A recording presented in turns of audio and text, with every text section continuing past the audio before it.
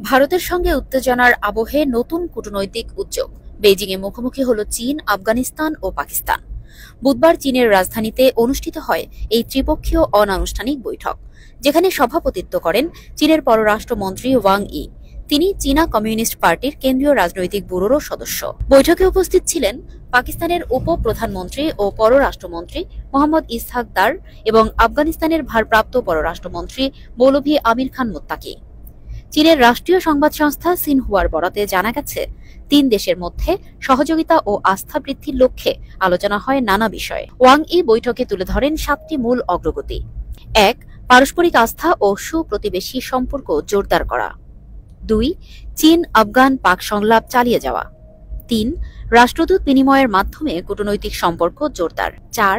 আফগানিস্তানকে belt and road ইনিশিয়েটিভে অন্তর্ভুক্ত করা। ৫. আফগানিস্তানের পুনর্গঠন ও বাণিজ্যিক সহায়তা। ৬. সন্ত্রাস বিরোধী সহযোগিতা এবং ৭.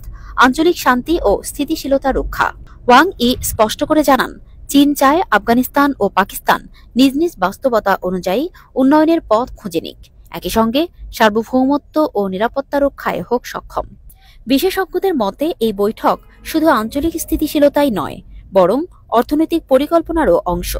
আফগানিস্তানকে বেল্ট অ্যান্ড রোডে অন্তর্ভুক্ত করা হলে তা ভৌগোলিক কৌশলগত অবস্থানকে কাজে লাগিয়ে বৃহত্তর প্রভাব ফেলতে পারে। উত্তেজনার মধ্যেও কূটনৈতিক সংলাপ যে সক্রিয় রয়েছে চীন আফগান পাক বৈঠক, সেটারই একটা ইঙ্গিত।